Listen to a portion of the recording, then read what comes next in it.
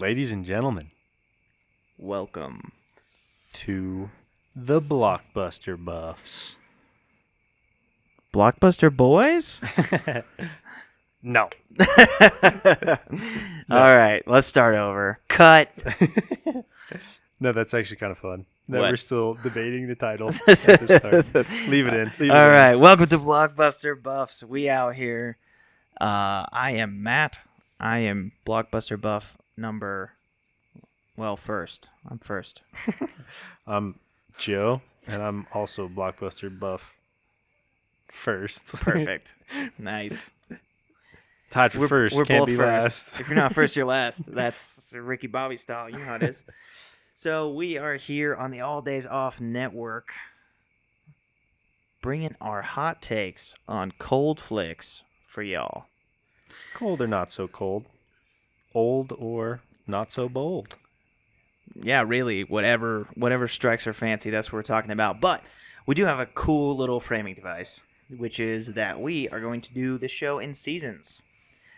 And this season is called The Fast and Furious Family.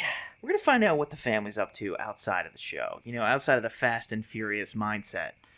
So we're going to be looking at a few, basically some of the main characters from the franchise, and we're going to review some of the other movies that they are in and discuss them with y'all. So I hope you enjoy it. And again, this is all produced by All Days Off Productions. And welcome to the show. Our goal here is to remind people that films aren't just for dorks. That's right. Blockbuster Buffs, films aren't just for dorks. Take it to the bank.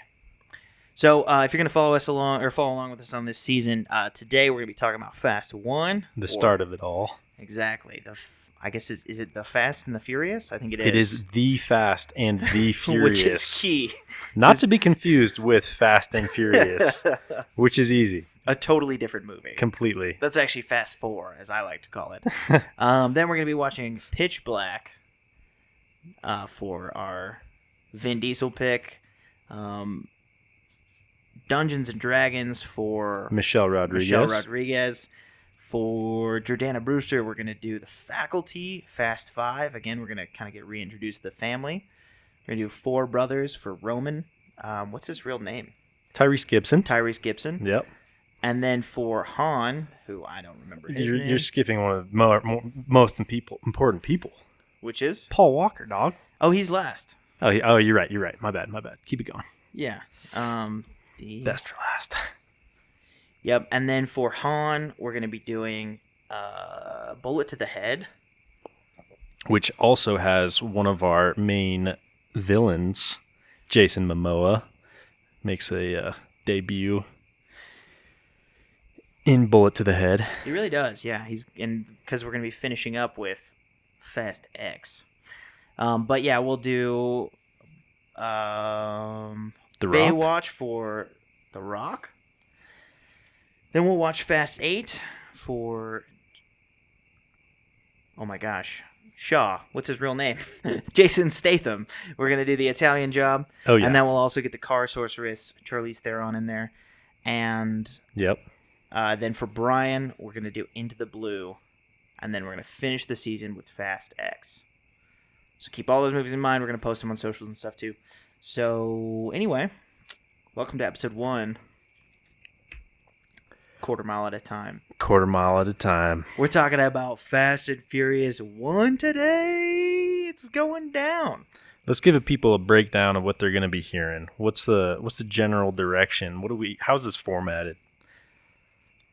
Well, first we're going to summarize the film a little bit. And then we are going to talk about basically what we liked and what we didn't like. We'll have some fun titles for that. And then we're going to give our last kind of, was it good, was it bad? We'll give it a little rating at the end. Should be pretty simple. We'll try to keep it right at or under an hour. And that's what we'll do. Let's get it on. Let's get it on.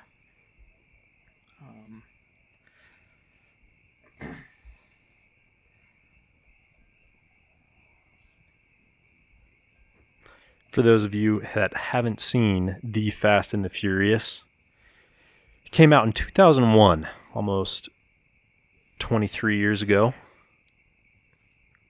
It's time for the week to go. Wait. Sorry. Ad. Anyway, Fast and Furious 1. The Fast and the Furious. With Vin Diesel and Paul Walker and Michelle Rodriguez and Jordana Brewster, this movie opens up with a pretty ridiculous and interesting car chase. And by a car chase, I mean a car jacking. A truck jacking. Oh, yeah. It's a truck heist. Yeah, it's at night. There's these, 4, street racing cars that are black, and a guy shoots a gun, or a harpoon gun through a window, pops out the window, and then shoots another one in the back of the seat, and then jumps off the back of the first car and holds onto the wire for the back of the seat. He crawls in through the window, shoots the guy with a trank, or the driver with a trank gun, and then takes the truck. And then make off with all the loot you can imagine. And that's how this film opens. Follow that up with Paul Walker driving around in this fancy green car, trying to get to his top speed around these corners, and he spins out all sad. That's the beginning. Joe, when did you first see this movie? Oh man, I first saw this movie probably 2006, 2007. I was Really? That's pretty late. It's kind of late. It's a ways after it came out. Yeah. But that was probably about the time I actually got around to finally watching it for the first time. Okay. It's a staple of my teenage boyhood mindset. It is just perfectly made for a teenage boy. It really, yeah. Everything that is the coolest stuff possibly imaginable at the time. And I mean, you got Need for Speed, all those games I'm playing at the same time, and then you have Fast and Furious. Exactly. What a combo. Yeah, I saw it earlier. It was something my brother was into, and so I just thought, oh, well, my brother's into it, so it must be cool. Yeah, obviously. And yeah, it's crazy. So the real breakdown of the film, we gave you the intro, but the real breakdown is that Paul Walker is an LAPD agent undercover who's trying to find the people who are stealing these trucks. And so he's trying to get into the street racing industry, basically. No, it's not really an industry. It's more a scene. Yeah. There we go.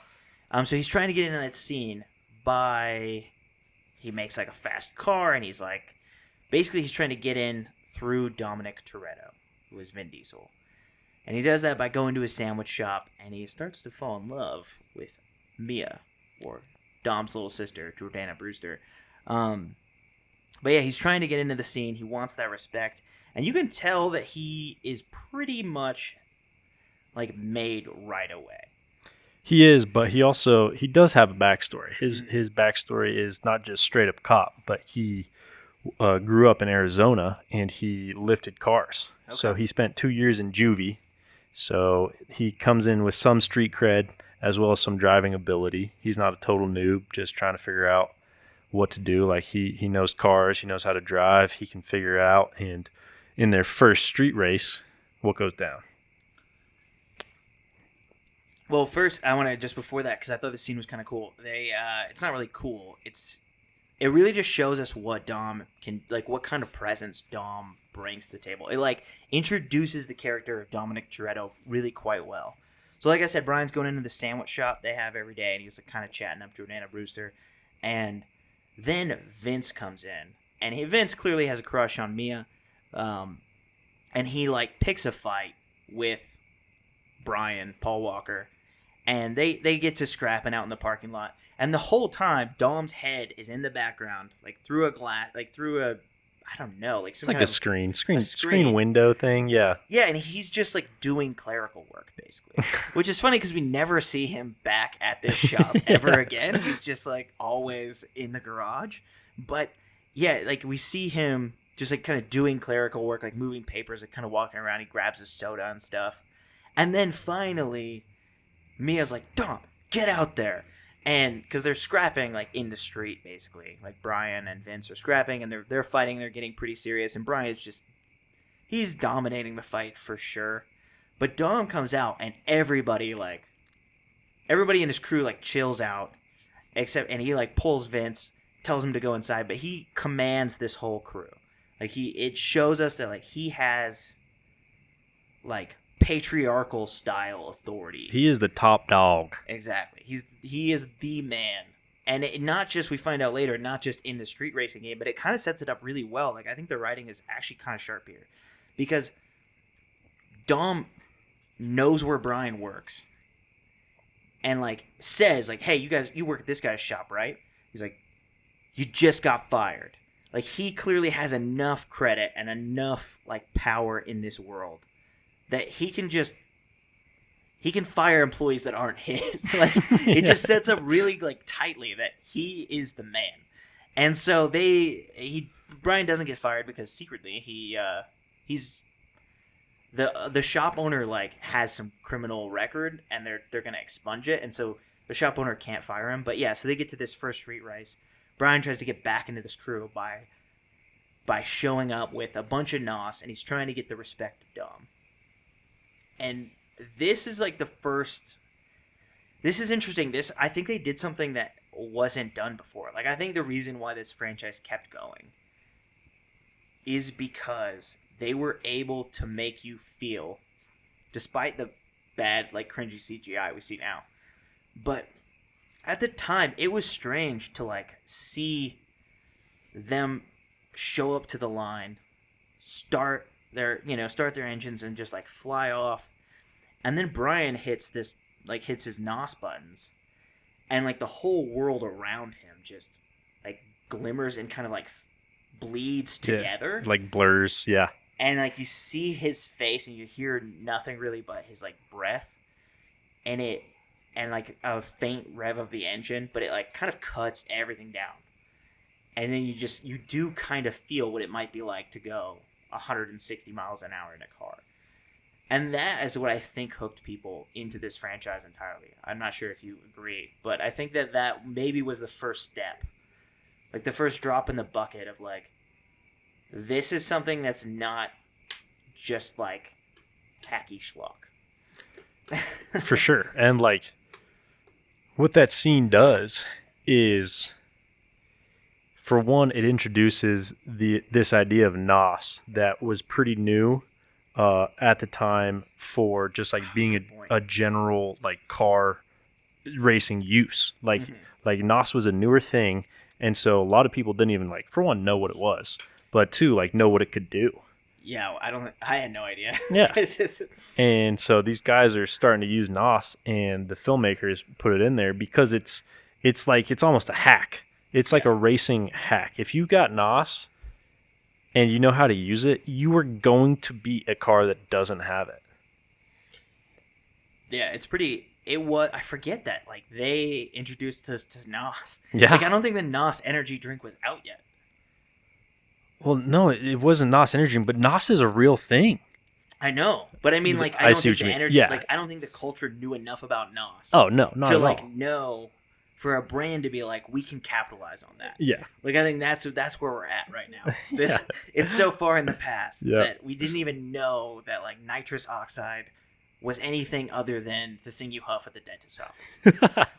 Is that what you huff at the dentist's office? We can't look it up. I don't think it is. I think it is. Okay, we have to look it up. But yeah, that's a good point. Since then, the energy drink blew up. Yeah. Yeah, nitrous oxide. It's the same thing. All right. Yeah, so before, this was a painkiller. Like, he injects painkiller into the engine, and it, like, boosts the car. And you're like, what is happening? It makes the car no hurt. It go faster. That is what you mostly knew about NOS when this movie came out in 2001. But yeah, like this, I think this was the first movie to hit theaters after 9/11, which is kind of wild. Wow. Or one of the first. I don't think it's the actual first, but... What date did it actually come out? Oh, let's see here. I know it was 01.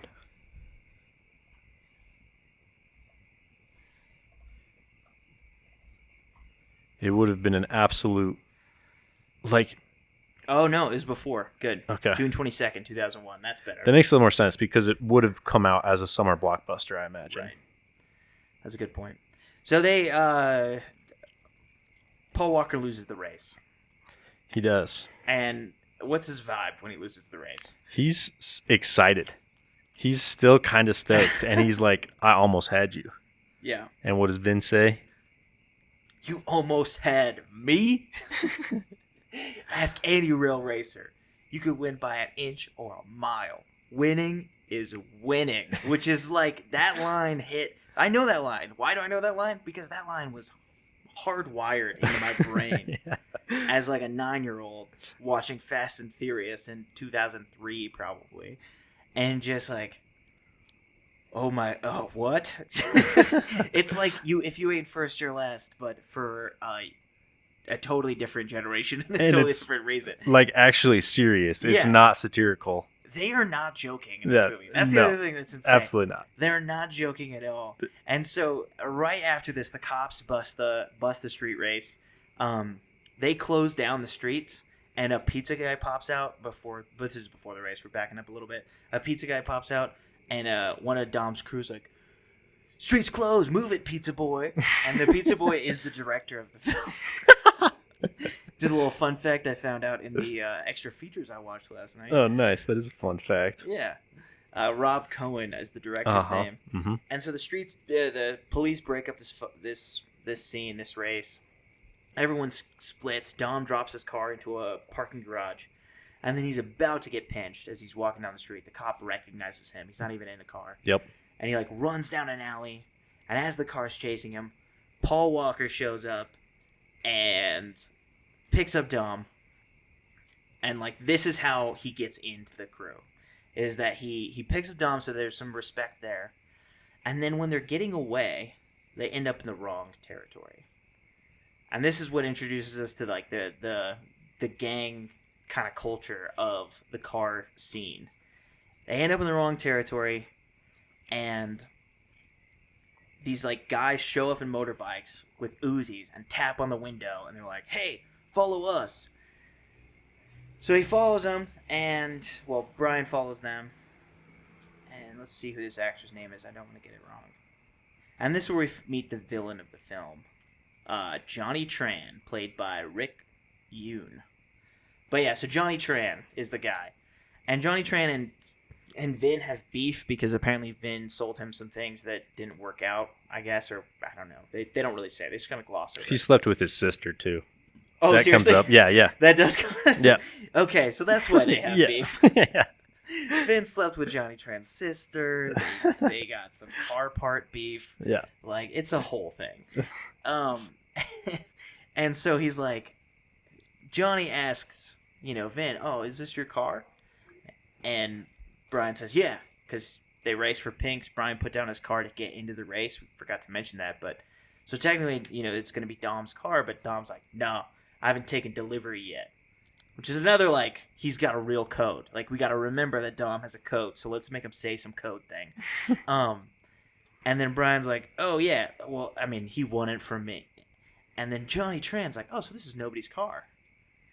And they shoot up and blow up the car. Yep. They just, shoot it until it explodes, and then the NOS blows up. And then Vin brings Paul Walker back to the house. Now, at the house, they're having a house party. Right. The whole crew is back there.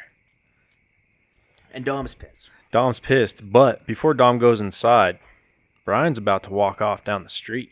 Mm-hmm. And Dom's like, "You know what?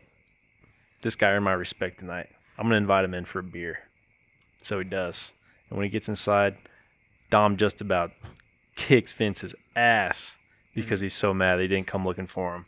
And Dom's pissed at the rest of the crew, but Brian has made it in. Yeah, so that's how he gets through the door. That's how he gets Dom's respect. And then before Dom kind of walks off and is mad and is basically flirting with some hoes, he looks at Brian and is like, "Hey, you still owe me a 10-second call." I think that's probably all we need to talk about for that first kind of initial thing, and we need to get into the rest of the movie. But basically, like, that is the whole story of how he gets in. And the reason why we talked about it so long is because that is like one of the main important things. Like, the rest is kind of montagey, like, up until we get towards the end. Like, it's, Dom's teaching Brian how to drive. Brian is talking to the crew.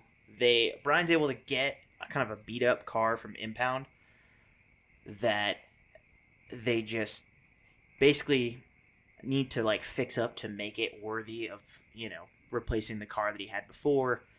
And Dom actually pays for it, which is kind of cool. Like, he sees that Brian's doing the work, even though Brian owes him and he's going to have to do the work. Like, Dom is actually paying for all the repairs of the car. They, like, put it on his tab at the shop. And so we just see this montage of them, like, ordering parts and going through this thing. And Brian's trying to get, like, information to solve the case. The whole time that this is going on, though, one of the very, like, well done redirects that the writers do well is that the whole time they're all together doing their thing. You think that Johnny and his crew are the ones who are doing the truck heists. That's true. The truck heist we saw at the very beginning, as well as one that happens towards the middle. The whole time they're directing you to think that Johnny is the one who's doing these heists. Yeah, and they even make that explicit. In this scene, we should talk about the oil scene. So, Brian thinks that Hector, who's the guy who kind of organizes the street race, he thinks that Hector is probably the guy because he ordered parts for 3 identical Honda Civics, which is the people who are committing the crimes. Mm-hmm. And so he orders some parts for those cars at the shop, and so Brian thinks it's him, so he sneaks into his shop, and he, like, checks his cars, and he realizes, like, oh, these guys don't have the same tires, they're not the right guy. So then he pops out of the shop, and Vince hits him in the head with a shotgun and drags him out. And then Dom's like, what are you doing? Like, are you a cop? Like, this is bad behavior. Like, you're definitely a cop. And Brian's like, dude, I have to make money for you. And really, like, Paul Walker does well in this scene at, like, being convincing. Yeah. Like, better than most scenes I think I've seen Paul Walker in. He's like, I have to, like, check out what these other cars are, these other racers are bringing to the table, so that way we know what we're up against, and we know what we can beat and what we can't beat. So that way they can make bets and win races at Race Wars, which is a hilarious name. I cannot believe that Race Wars made it through. But then they go to Johnny Tran's place, and they're looking at his cars, and they see Panasonic DVD VCR combos, which is what is being stolen from the truck. That's how old it is. The thing that they're making, $1.5 to $1 million on, the reason why the FBI and the LAPD have come together for this sting is that they're stealing VCR DVD combo players. So they're in Johnny Tran's garage, and they see all that, and Brian's like, check that off the list. It's definitely this guy. Like, that's how they do it. And then Johnny Tran, like, brings in a dude who they just, like, kidnapped and is trying to get him to, like, basically, he doesn't have engines for his cars because I guess they blew or something. I don't know. No. The guy he brings in is a fence. So he's a dude that sells stolen cars. And so he sold Johnny these cars that didn't have engines in them. He had, like, taken the engines out, sold the engines to someone else, and then sold the cars to Johnny. Holy cow. Yeah. I don't know how I missed that. But yeah, that's insane.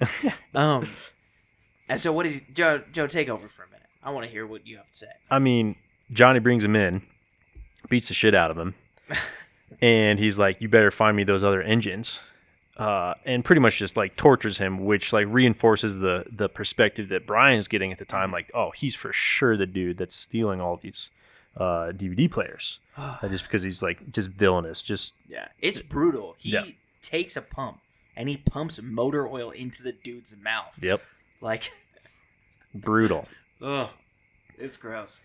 So from there, pretty much, Brian's convinced Johnny's the one, and he tells the whole FBI, PD, LAPD crew, we can make a move here. Yeah, that's what happens next. I mean, there's some other stuff in between. They talk about cars, building cars, driving cars, racing cars, fun stuff like that. Some beautiful women tossed in. Oh yeah, no, he's on a date with Mia. Yep. He gets a call in the middle of the night. He answers and he says, "Yeah," and then he says, "Okay," and then she's like, "Who was that?" And he says, "Wrong number." Yeah. Which, just so you know, if you get a call from a wrong number and you say, "Yeah, okay," that doesn't sound like a wrong number. Yeah. They just hooked up, and she's clearly was asleep. So I don't fault the movie for making it work, but he could have said anything else. Yeah. He could have been like, "Oh man, that's my dad. Why is he calling to I don't know. It's weird. He had some I don't know. I have to call him in the morning." He could have said so many things that are more believable than wrong number. But what the call was is they're moving in on Johnny Tran. So Paul shows up. He gets all swatted out, and they raid the house and take Johnny from his home. And this was all the characters are. This is something we're not in the really analyzed segment, but all the characters are more well put together than you would expect from a movie like this, and from the way people think about these movies. Yeah, because they do kind of go off the rails later, for sure. But this movie's big time. really grounded.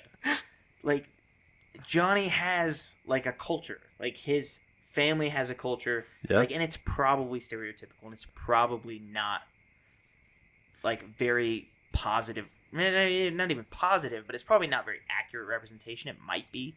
I don't know. But he's at dinner with his family, and you get the sense that Johnny's a businessman who has a family heritage and culture that he cares about. But he's also kind of betraying that by being a bad dude. Yep. And it's illustrated very ham-fistedly in the fact that as he's getting pulled out, his father slaps him in the face. Which even as a kid, I was like, that is hilarious. Screw you, Johnny. You have dishonored the family. But it turns out all of those Panasonic players were bought legally. And so they have them on a couple weapons possession charges. Yeah, super small. Which is I don't think that's small. Maybe you get out and you have to go to a court date. Maybe those are misdemeanors. But I feel if you own a legal gun, they're not guns that you can legally purchase in California. He owns they find Uzis in his house. You can't own those as a citizen. I assume they take that pretty seriously there, but maybe not. Correct me if I'm wrong. I don't know. This was 2001. That's You fair. gotta remember, California was yeah. probably a little bit more Yeah, come and take it. Yeah, little lax. Yeah, California might have been come and take it. And this did come out pre 9/11, so That's true. there were less restrictions on weapons in general. Yeah. Huh. Okay, so then we got Race Wars and the climax of the film, which is when Paul, Walker, Brian, and the whole crew go to Race Wars. There's a big party here. This was kind of cool. In the bonus features, the director just made this event. Actually? They just actually made the event. And they were like, hey, so all of you guys with, fast, street racer style cars, come on down. And you guys can do races and stuff. We're going to do some filming. So you'll need to kind of stay out of our way. But in general, just come and party, and we'll have, some food you can buy and things like that. And you guys can drag race here. We've actually rented out the airstrip. And they're actually some of the background races, those are actual people actually doing the quarter mile. For realsies? For realsies. Yeah, they're doing the quarter mile for real. They're racing for money. They're he built the whole event. It's crazy. And that part I totally thought that was a real thing. Is Race Wars not a generally real thing? No. What about just quarter mile races? Dude, it's called Race Wars. You can't name something Race Wars. There's already a Race Wars thing that happened. And maybe it's still happening. I don't know. It's about racism. Oh. Ooh. Did you not catch the connection between Race No, Wars and not race? at all, actually. Did you just No. realize how I did ridiculous just this realize term that. name is? Wow. Yeah, if you hadn't noticed, Race Wars is not a good name for a racing event. Huh. Like, I was so into the like reality of the movie Yeah. that didn't even cross my mind. Yeah, it didn't Like- when I watched it either, but since then I have heard people talk about it and I have thought about that. But Race Wars is not a good name for this event. Good point. All right. So they race. The only real important thing that happens is that Jesse, who's kind of their car wizard, he does all the car design, and he's got ADHD. That's his character, and that's pretty much it about him. He's got impulse control problems. He's a big time nerd. He's got some computer programming skills, and he knows everything there is to know about cars. And so he races Johnny Tran for slips, or they put their cars they bet their cars. They put their cars on the line. Yeah, and he loses, and then he just drives off. And then that night, Brian notices that he's getting heat from his captain, who's like, "Hey, you got to solve this case. You got 48 hours, otherwise we're taking you out." Well, hold on, rewind. Yeah. When Jesse drives off, that's like major not kosher, because that's Johnny's car now, and so Johnny blames Dom. Oh yeah. For letting his boy drive off, and so he comes over and he says he reveals everything that he had gotten arrested for already, and he blames Dom for being the snitch. Oh. And Dom flips on him. So he would never be a snitch. He declares it over and over. I snitched on nobody. I never snitched on nobody. Just punches him a bunch, and security takes him apart. It's a whole thing. But so that night they jet off. Brian notices, and he tells Mia, Jordana Brewster, the woman that he took out on a date and slept with, and they're in love.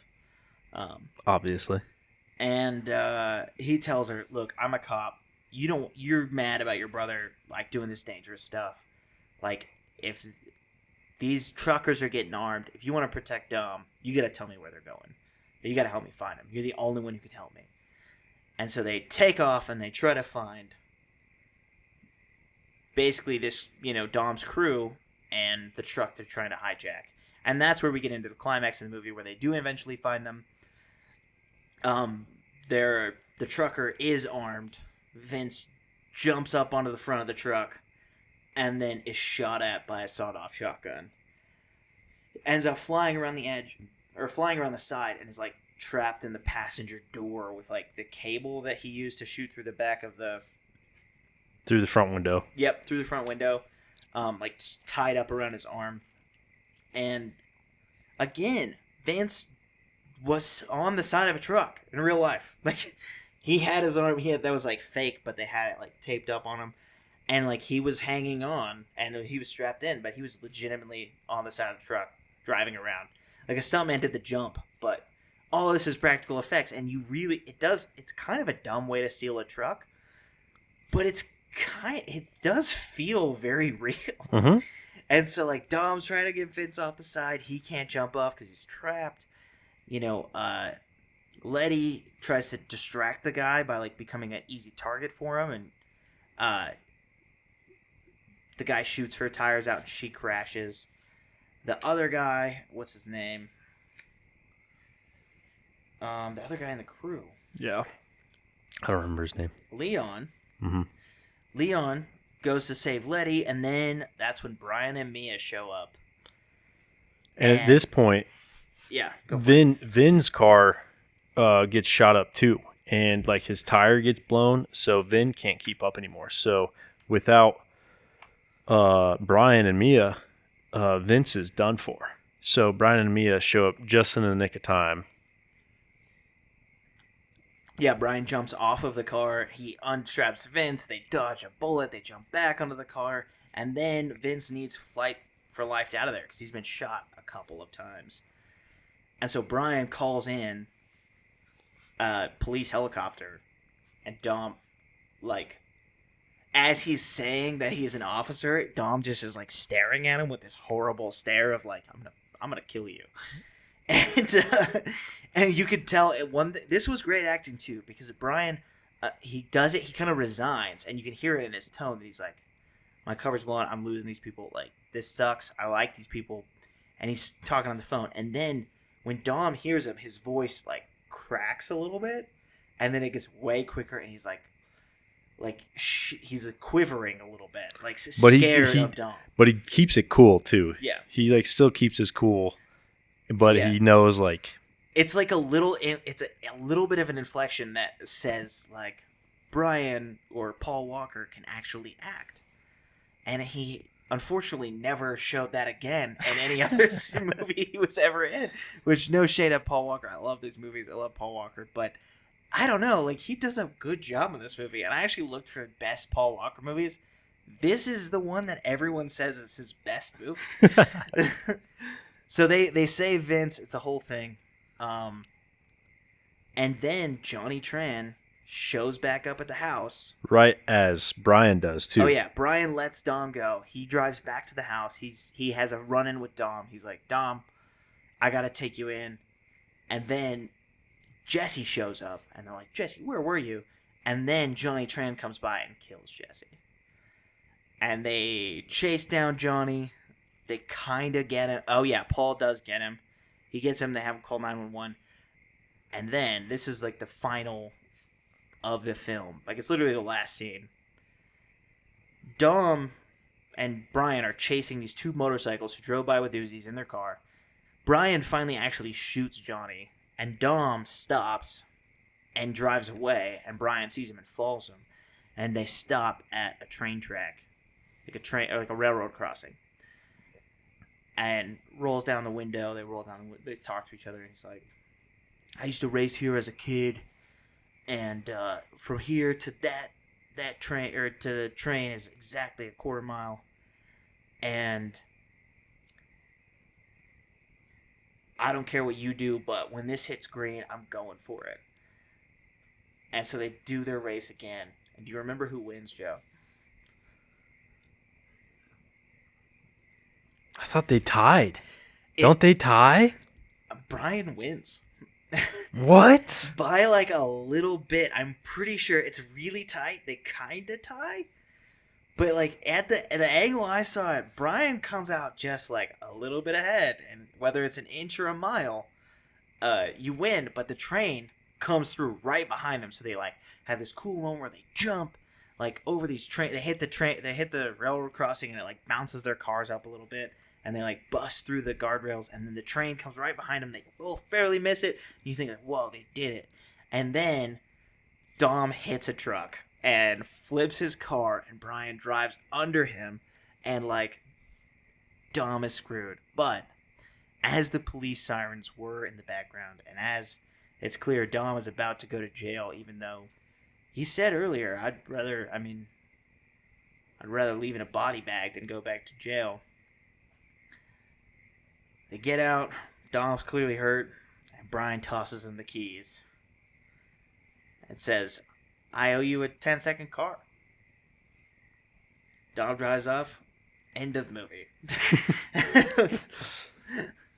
That's how it goes. We kept it at 33 minutes. What a sick ending. It was so sick.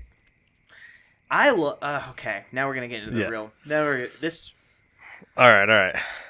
So now we're gonna get into our take on the movie. Dunk or defend. 3, 2, 1. Defend. Yes. Nice.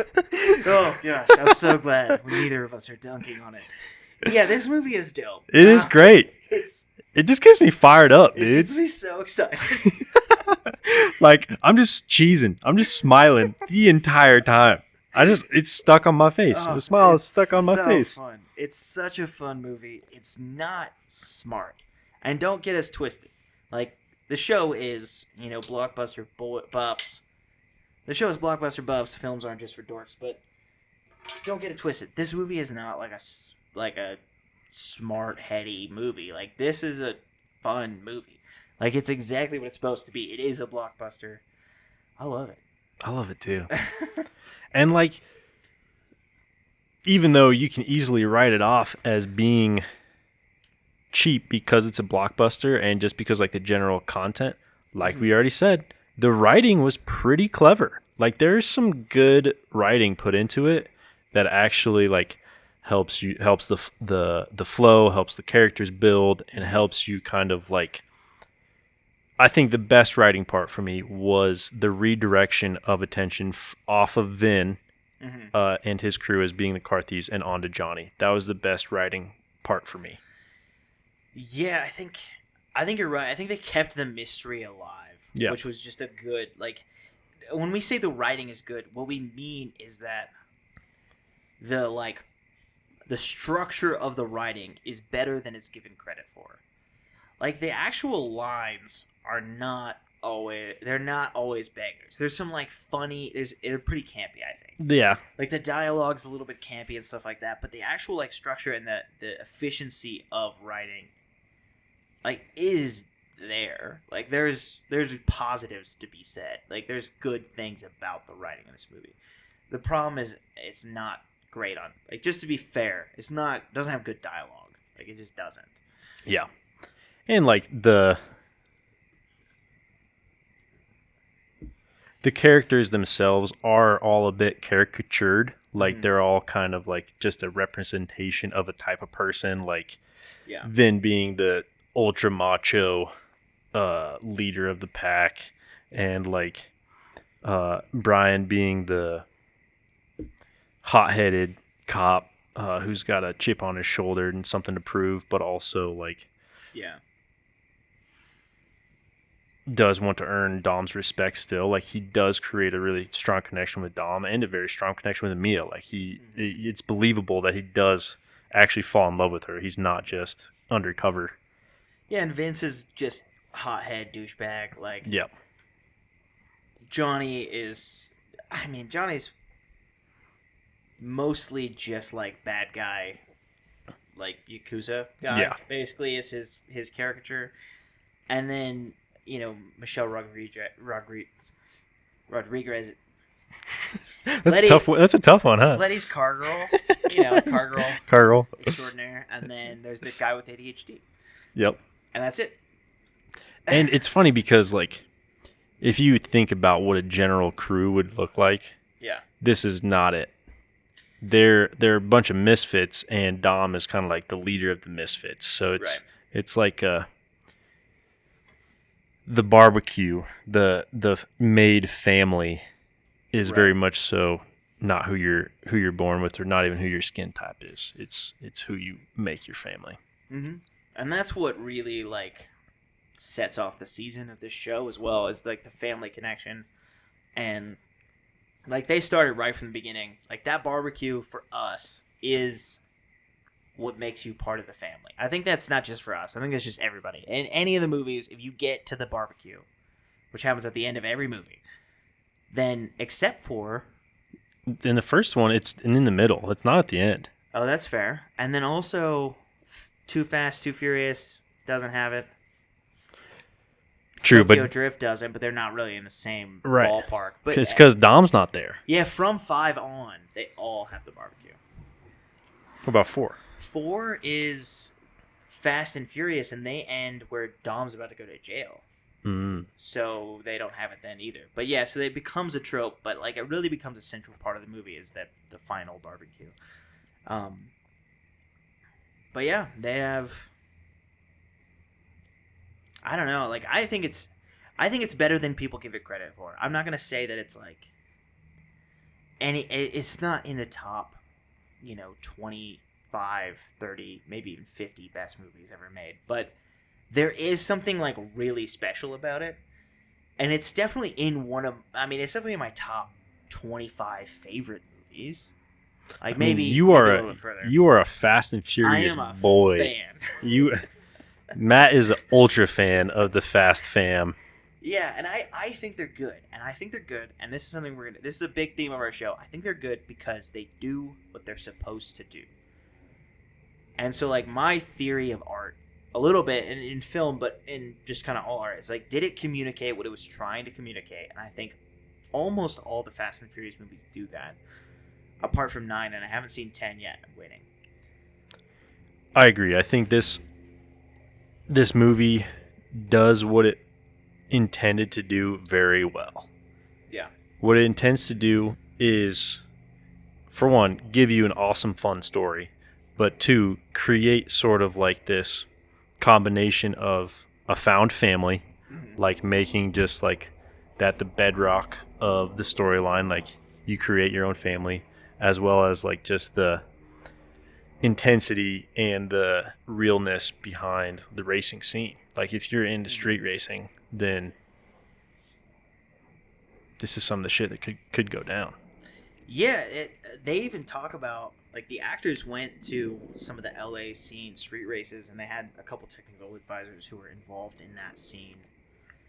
And they were even saying, like, a lot of it is running from the cops. Like, honestly, like, the technical guy and Vin and Brian and, like, some of the other cast were all like, we went and hung out with street racers for a while, and, like, this is kind of accurate. And, like, the cars that they have in those scenes are just street racing guys in LA that they met there.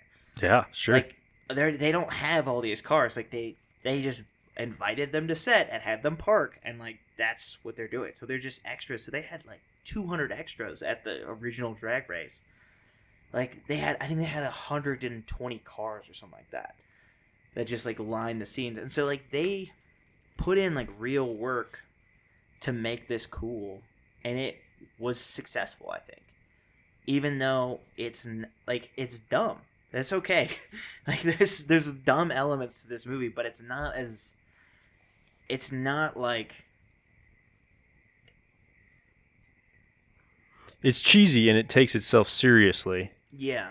But it's not, and like, it's better than it should be. It is. It should have been worse, but they tried so hard that it worked.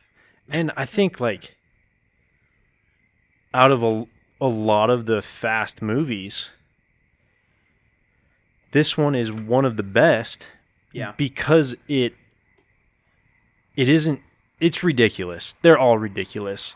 But as they progress, they just, like, try and one up themselves every movie. Mm-hmm. So this one was, like, probably the most believable. Still not believable, right, but the most believable for, like, being an actually potentially real thing going on. Yeah, and I don't even judge this movie in the same way. If we're talking about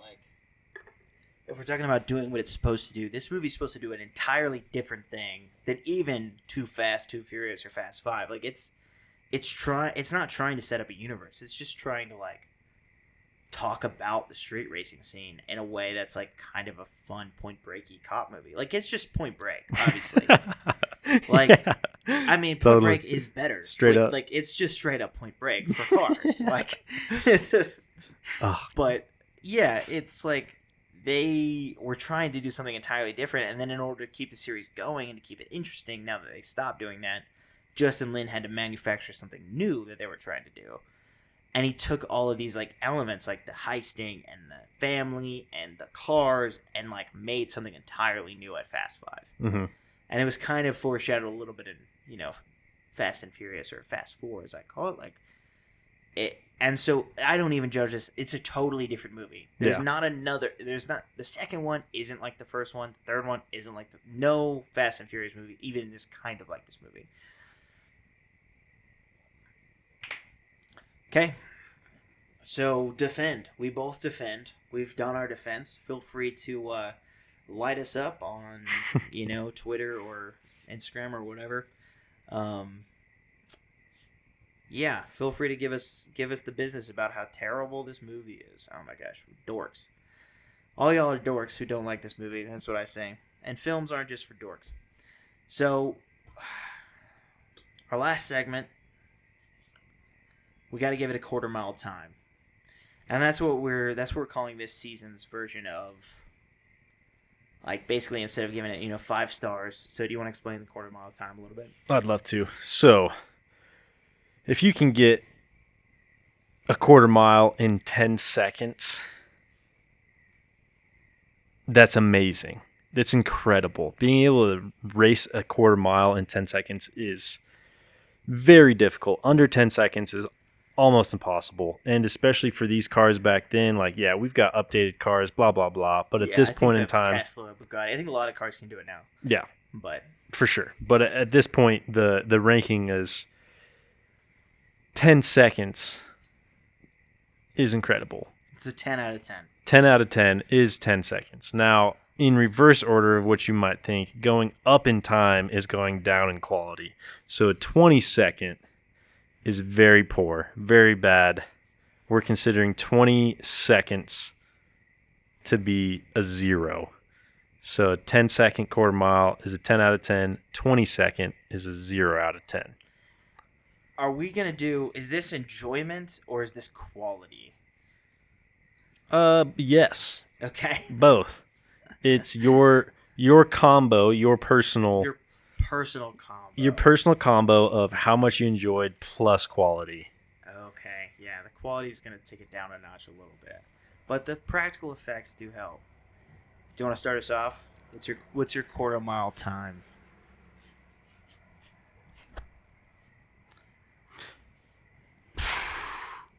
My quarter mile time is 12 seconds. Pretty freaking close to the top Right. because it is just so classic. It's so fun. It's just easy to watch. It's got a good story, fun characters. You get totally connected to both either Brian and Dom, plus the other characters. The quality brings it down those 2 seconds. Mm-hmm. If it wasn't for the quality, I'd give it a 10-second. It's just straight up classic. Yeah, I can't do like I guess I can't do the amalgam. I would give it, I mean, it's one of my I'd have to give it a 10 just by my own like enjoyment of the movie, but I can't because it has real problems, and I'm going to be harder on it, which is weird because I think I like it more. Like, I would give it closer to like a 14. It's a 14-second movie, which is good. I mean, no, it's got to be a 13. It's got to be a 13. It's a C. It's got to be a 13. It's a C movie. It's not a D movie. It's a C. I wish it was better. I love it so much. I don't wish anything was different about it. So for me, it's a 10, but for other people, it might be less. But I think with as objective as I can be, I give it a 13. Fair enough. Which is worse than a 10. It is worse than a 10. All right. Well, thank you so much for listening to Blockbuster Buffs. Blockbuster Buffs. Blockbuster Buffs. Quarter mile at a time. Yep.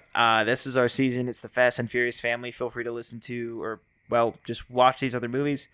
We'll be releasing them periodically. I will have a schedule, but we'll see what that schedule ends up being. I got family. Yeah. If you're here, you're family. If you made it to the barbecue. Exactly. This is like our barbecue. Anyway, thanks for listening.